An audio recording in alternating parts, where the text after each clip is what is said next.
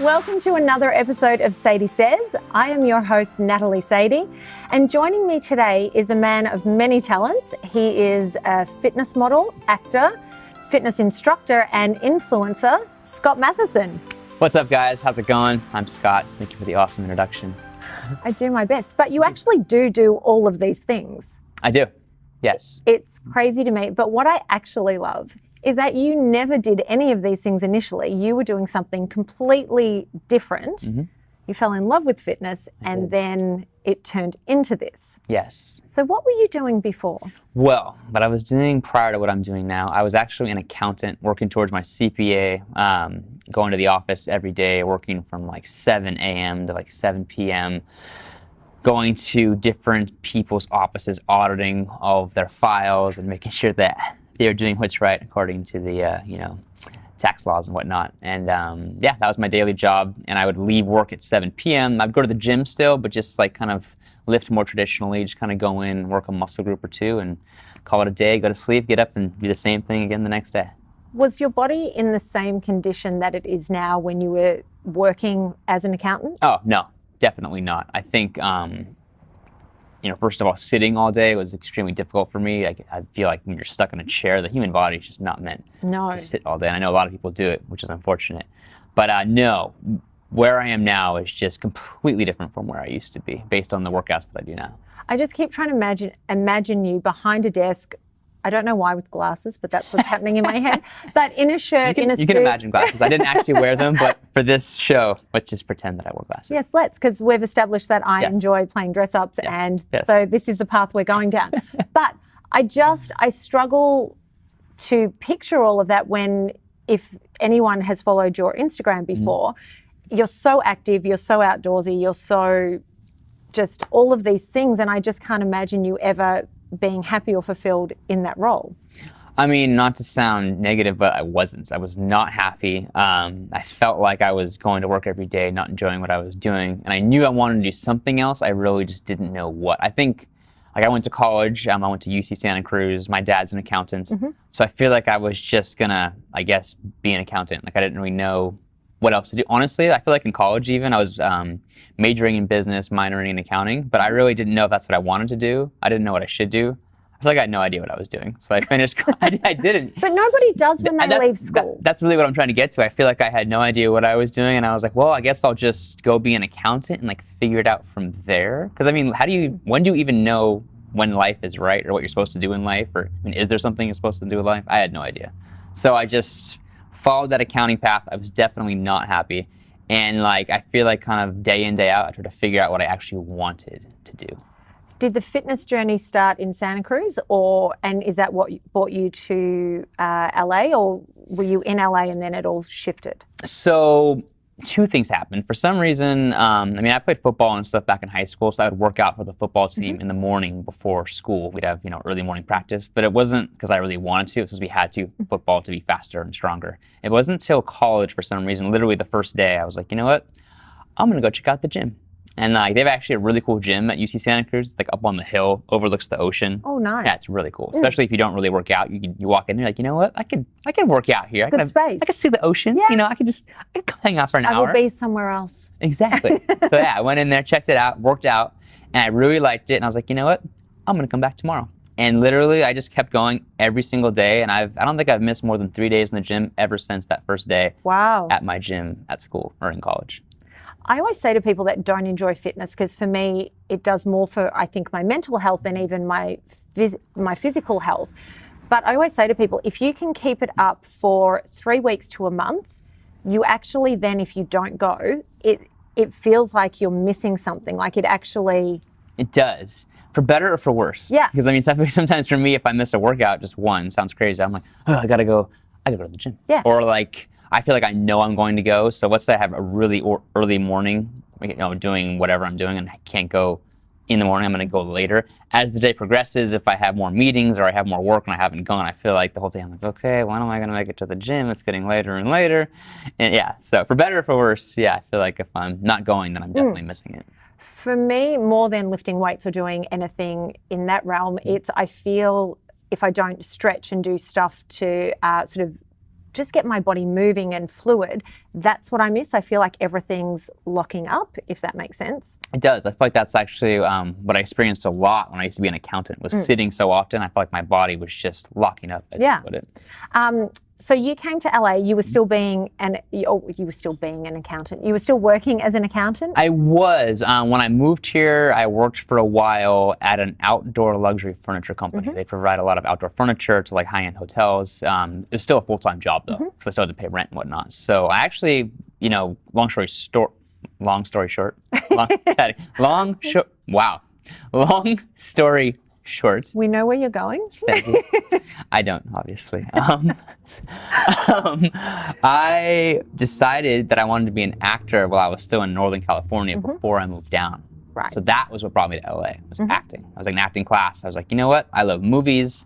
I love watching movies. I love everything about movies. I'm going to try to be an actor. And I thought that if I didn't make it as an actor, because that's very hard to do, I would be happy even working around movies. Like maybe I could be an accountant for a movie production company, or maybe I could just do some weird job around movies and I would be happy. Well, if you're surrounded by what you love, you would think. And not only that, I mean, there are plenty of stories of people working in jobs sort of on the outskirts of what they actually want to do, and opportunities and things come up. So I completely understand the logic. Yeah, so that's what I thought. I thought I could just work my way in there, or be working close to it, and I would just feel more fulfilled with what I was doing. Which is a fair aim to sort of have. Yeah.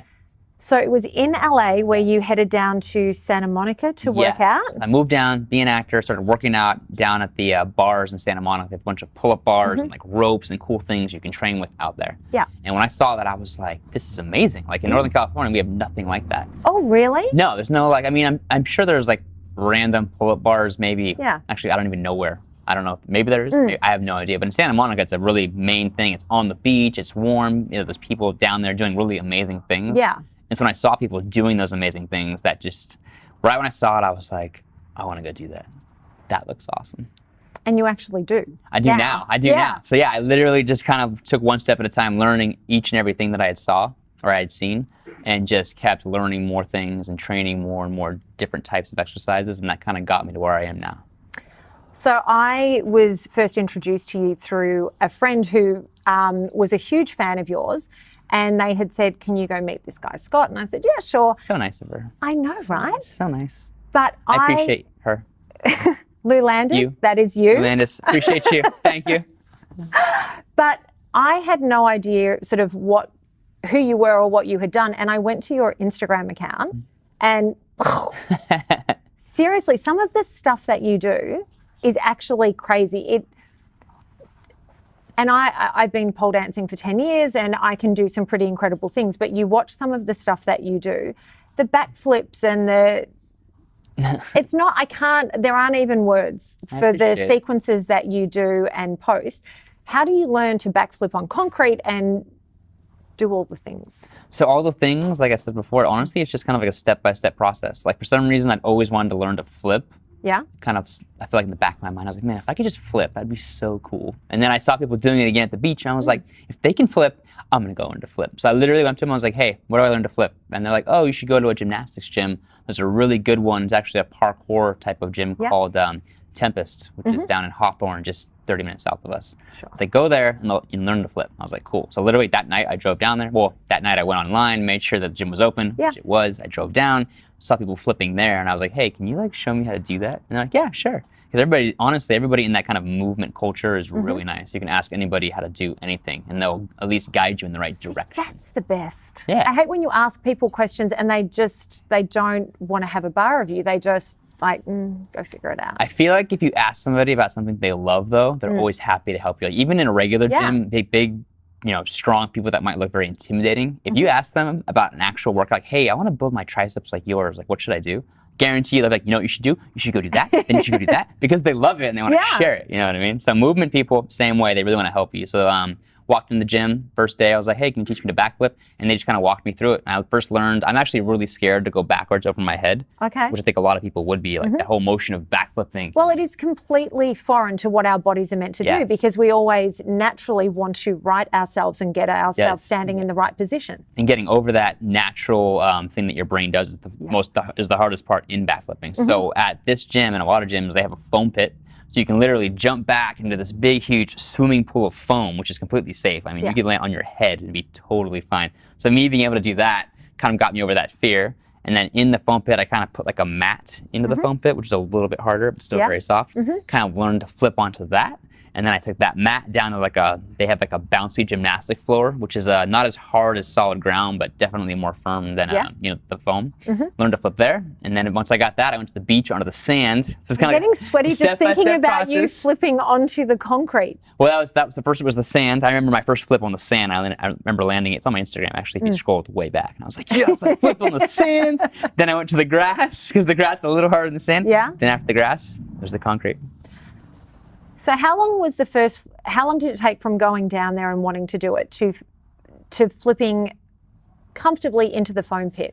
Honestly, I was really scared when I first started of flipping, just like you said you were, or you are. Yeah. And so it took me a month just because I just could not get the courage to just throw it on harder ground. So it took me reps and reps and reps of just throwing it over and over and over again to really understand that rotation to throw it on concrete. So from the first day I did it to concrete was 30 days, I would say. That's a fair effort. Because I have flipped, but I've flipped whilst hanging onto a pole. So I've got something that's kind of steadying me, and I've had somebody with their hand sort of like guiding me in a sense. So they're not pushing me over, I'm doing it all, but there are all these different sort of checks in place that I'm not going to land on my head. Yes. So doing that, I mean, being honest, holding a pole and kind of like flipping is much different than just sending it with your arms. And it's like a whole different thing. That's what I'm saying. Like to do it with that sort of guide, and because you can kind of leverage yourself in a sense if you're hanging on to something. To do it just when you were talking about it, I honestly am sweating. It's definitely scary the first time you do it, especially on like concrete. That very first time is terrifying. At least for me, it was. I have no doubt. I'm terrified. I haven't even done it. And then the sequences that you post now on social media, are they just sequences that you come up with and you sort of think, well, I'm going to see how far I can push my body if I can do these reps and things? Exactly. Like literally, I would kind of learn. It was learning different things. Like, I learned backflips from certain people, and then I kind of learned some bar tricks from other people. Then I kind of learned some like push-ups and explosive types of push-ups from other people. And it was really all these different types of training, and I started combining them together. And that's really what got me more and more motivated, was just, seeing how far I could push my body and just seeing what different types of things that I could combine into one single workout routine. So it was kind of fun to, swing off this bar and then throw a flip and then do a push-up and then jump over this and then land on that. And just, that's kind of what happened, one thing after the next. I mean, there are so many sequences that you've got. One of my favorites is, I think it might have even been around Super Bowl last year, where someone throws a football, you throw it back, you do a backflip, you go down, you do some weird, ridiculous push-up, and then you get up and you do it all again. And it doesn't appear that there's any cutting in the video. It's just one after the other. Yeah. Well, I mean, your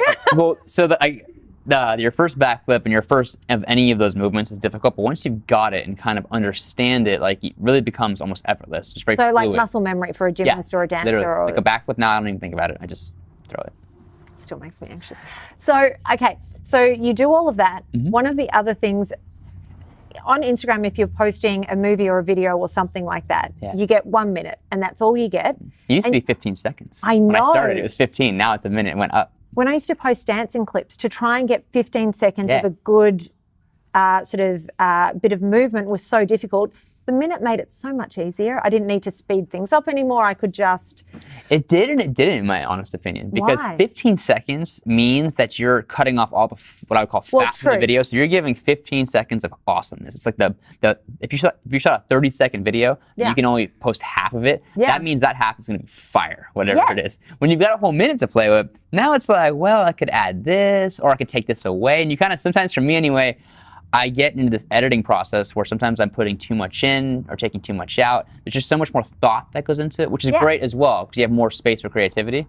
But that 15 seconds, I feel like was just fire every time. Well, it's funny. So I was going to move to some of the little like comedy clips that you post, and we talked about all the things that you do at the beginning of this. Often when people say, oh, I'm an actor and I'm a model and I'm this and I'm that, they're not necessarily good at everything they do. It may be what they want to do. I find on Instagram there are so many videos and things being posted and not all of them are interesting. And because we can't sort of fast forward through the videos, if it's not interesting in the first 5 seconds, you keep moving. All of your videos, I'm yet to find one that I've scrolled past, and they're just so funny. And I love that you actually take, and I don't know if this is an Australian saying, but you take the piss out of yourself. Oh, I make fun of myself all the time. I think the one that really amused me was the one where it was like, when your gains are so good and you're opening chip packets and they're exploding and all of that. I think I watched that about 5 times and I annoyed my neighbour. I'm very good friends with her because I was laughing so loud. She messaged me. She said, "What are you doing?" I said, "I'm just watching a really funny clip." Oh, I appreciate it. Thank you. So I have to say, every time one of those come up, I'm like, okay, I'm ready. I'm ready for the next installment. I actually love that. So you have a fitness plan that you sell through? I work with Fit Plan currently. So I have basically a Fit Plan on the Fit Plan app, and it's a full-blown app that literally has almost or pretty much the exact workout that I do. Right. I typically train 1 muscle group a day, and so I have that workout on Fit Plan, which just shows you how to kind of build an aesthetic physique. Right. So you said you've only missed 3 days at the gym sort of since you first started training. Yeah. So are you not a fan of the rest day? Do you think you just keep going? Or? No, I mean, it depends on the type of workout you're doing. Rest days are great. I'm just that person that I'm not good at sitting still and or resting. So I find that if I just train 1 muscle group a day, which is not really overdoing it, just 1 muscle group, I can pretty much train 6 days a week and cover all of the main muscle groups, and I can take 1 day off. Okay. And so for me, that just works better for me. Plus, if I'm doing, let's say, 2 or 3 muscle groups a day, I'll be so exhausted. It makes it difficult to both lift and do functional training like swinging on bars or doing whatever else I'm doing because I'll be too tired. If I'm doing just 1 muscle group, I'm still very energetic and feel good. I always think with training, it's all very personal. You need to actually understand your body and know what you react to and what works better for you. So true. That's definitely a key point, and that's honestly the most important thing. Look at me go. Just killing it. Just killing it. No big deal. Okay, so but is your fitness plan, is that for men and women? It's designed for men, but a woman could totally use it. She would just need to adjust the reps. Okay. Yeah, just because realistically speaking, the way you would model your physique as a man, in my opinion, is going to be different than a woman. Yeah. In that a woman's going to want to build different attributes in their body than a man's probably going to want to build. For example, I don't think a woman's going to want as big of a chest muscle-wise or arms necessarily as opposed to maybe their lower half, legs and booty, for example. They're just slightly different as far as what you're going to target when you're training. Yes. And so I'm assuming with all that you do, you are very funny about what you eat. Do you ever cheat? Do you have a weakness? Do you...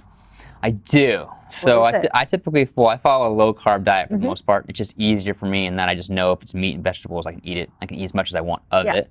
I typically will have a cheat day either once a week, usually on Sundays, or once every other week, depending on what I'm filming, what I'm shooting. If I need to be extra shredded for this shoot or that shoot, then I'll prolong that cheat day just so I look really good on shoot day. But as far as what I eat, oh my gosh. I love ice cream. I love Cinnamon Toast Crunch cereal. Love Cinnamon Toast Crunch cereal. Love candy. I love gummy candies like gummy worms, jelly beans, stuff like that. Love pizza. Pizza's really good. I do like junk food when I cheat sometimes too. Like McDonald's is really good. I love donuts. I mean, I could go on forever. Honestly, any junk food. I love all junk food. I just don't eat it because I feel like it doesn't help me get lean. No, and it generally tastes really good going down. Yes. You don't feel so great once it is down, though. Exactly. That's my thing. I'm not a sweet tooth. It's salt and vinegar chips for me. Really? That's your cheat? Salt and vinegar chips? God, I love them. Like, I would kill somebody for them. Do you like pickles? Can I ask you a weird question? Yeah. See? Yeah, that makes sense. I feel like if you like pickles, you like salt and vinegar chips. I don't like pickles, and I don't like those chips. Oh, really? No, I don't like them. See, I could go, and most women will gasp when they hear this, I could go for the rest of my life without chocolate. What? Yep. I mean, it's not my favorite, but I definitely like chocolate. Really? Yeah. What about candy? No. Really? Yep. Okay, what about ice cream? Occasionally. Andy, my producer here, introduced me to Halo Top. Oh, Halo Top's good. That has become one, and that's become a favourite if I do need ice cream. Halo Top's good. Because then I can eat the whole pint. I always swear that I won't. But I do. I have quantity issues. Once I start, I go the whole way. I'm same with diet too. So like, I can't have. People are like, oh, just have a bite of this. It's not, it's not cheating. I'm like, I can't have a bite of that. Because I have a bite of that, yes. I'll eat all of it. I'll eat the rest of that, and then I'll go to the store, and I'm like, well, I already had that pint of Halo Top. I might as well have a pizza. And then I'm like, well, I just had pizza. I might as well have cereal. I actually struggle really when I go out with my girlfriends and they order all this food and say, we'll all share it. And I sit there and go, I want to order my food, and I want to just. If I'm on diet, I'm the same way. This is mine. I'm going to order this salad with chicken, and you can't have any of it. And I'm not going to have any of that. Yeah. That's what I have to have. Yes. Yeah. Same. I thought it was just me. No, I do the exact same thing. God, I love this. I know. We could go eat and have our own separate meals, and it'd be totally fine. Or we could share salads because we'd have the same thing. Yeah. You know what I mean? Yeah. See? That'd be fine. I feel like we're going to be lifelong friends. So something I wanted to touch on briefly, you're living the dream essentially, because we live in a world where social media and being an influencer for a lot of people is the ultimate goal. Mm-hmm. Some people don't have a reason for why they would want to be an influencer, but for you it actually happened naturally. It wasn't, none of your followers are paid for, you're not paying for interaction or anything like that. How did that evolve? That was completely organic in that when I moved to Santa Monica and started training, and specifically was asking people how to do this and that, how to backflip, for example, they'd say, oh, well, let me shoot you the address via Instagram. I'll just, what's your Instagram? I'll just send you a message. And I was like, what? Like your Instagram? What's your Instagram? I was like, oh, I don't have Instagram. Like, you don't have Instagram? I'm like, no. Like, I'm an accountant. Like, I don't have Instagram. So I had to get Instagram just to stay in contact with people. So I got Instagram. I think my first post was like a picture of like the beach. I was like, beach, Instagram. I got a picture. All right. So yeah, I didn't even have Instagram, and I just started posting the things I was learning just because like I didn't even know what to post. I was like, what do I do? So I think like I said, if you scroll to the bottom, right near the bottom, you'll see my first backflip on the sand. Like somebody's just holding the phone and they're just filming me throwing my backflip, and I landed. I'm like, like I don't know what I'm doing. The excitement is out of control. It's so funny. So yeah, and so I would learn a new like muscle, like a bar trick. So I'd have somebody filming me, and I'm like, I did it. And then I'd post that. And so I literally was just kind of posting things that I was learning, not really knowing what I'm doing, because I just got the app. Like, I don't know, I'm just posting my stuff. And people, I think, were just watching that, saying like, oh, it's cool you learned a backflip, or that's cool you learned a muscle up. So I kept posting more things I was learning. And then my Instagram started growing, because people were kind of following my journey of learning what I was doing. And so I realized like, whoa, I'm gaining followers from just posting what I'm doing. So I kind of kept posting. And then, as with anything, you get better at how you're posting, how you're filming. And I think, honestly, my love for movies and like just the way cinematography works, I kind of just took an interest in, for example, making better videos. I got really into it. So I'd start looking at videos, or I'd be watching a movie, and I'd be like, why does this action scene in this movie looks so cool? And I'd be like, wow, he's moving the camera here, he's slow motioning right here, and there's music. So then I started like filming really well and like slow motioning certain parts and then adding music. I was turning my videos into like little productions. It's like I enjoy movies. I enjoy, that whole action aspect. So I kind of just made my posts better, and like my followers kept growing. I've just done the same thing since then. I just keep doing what I love doing. I love training. I love making little movies. I love acting. So I just kind of do that on my Instagram. Just make little action movies and little comedies. And I've always maintained that with all of this, if you're genuine in what you're doing, kind of like what you were saying before about if you approach someone and ask for advice on how to build a muscle group, if they love what they're doing, it shines through. And I think it's the same thing. And I think it's what a lot of people, though, are missing these days with social media. They're so intent on what that final number is rather than doing what they love, and also being true to who they are. They're trying to please the masses rather than saying, this is what I love, this is who I am, and kind of taking their place in the world. I've done it sometimes too. Like I'll lose sight, like you're just saying, I'll lose sight of, am I doing this, filming this, and posting this because I love it? Or am I posting this just to get views or engagement? And sometimes I'll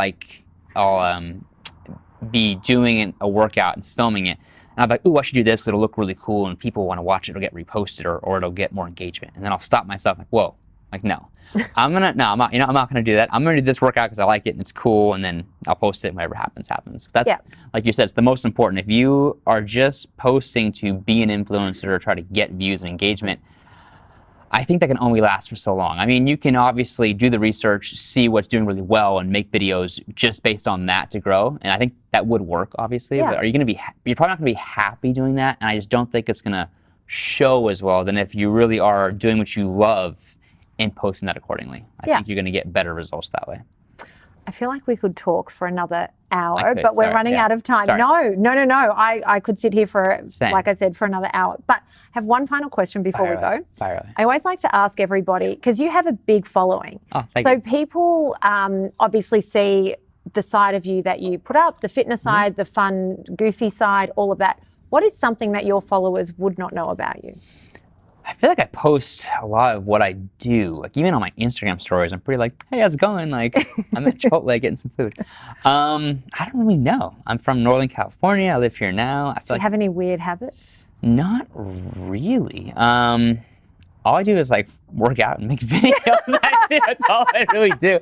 I skateboard. I love like electric skateboards. Love zipping around down skateboards. I love car. I love cars. Okay. I don't put much car stuff on there. I'm doing a car event this weekend that I'll probably post for the first time. But I really like cars, and I haven't really put much car stuff on my Instagram. But as far as weird things, I can't really think it doesn't need to be weird. Okay, so then we'll end it on this. What's your favorite car? I really like the brand Porsche, and I really like Porsche 911 turbos. I really like the 993 turbos, or 993 Porsches in general. It's like a specific year range of Porsche back when they were air-cooled before they were water-cooled. But big Porsche fan. Sure. So, yeah. None of that makes any sense to like, me other than Porsche. 993 what? Great. Yeah. We've all learned something new. Yeah. Thank you so much for making the time to sit down with me. I really appreciate it. Thanks so much for having me. That is Sadie Says for this episode. Until next time, I'm Natalie Sady.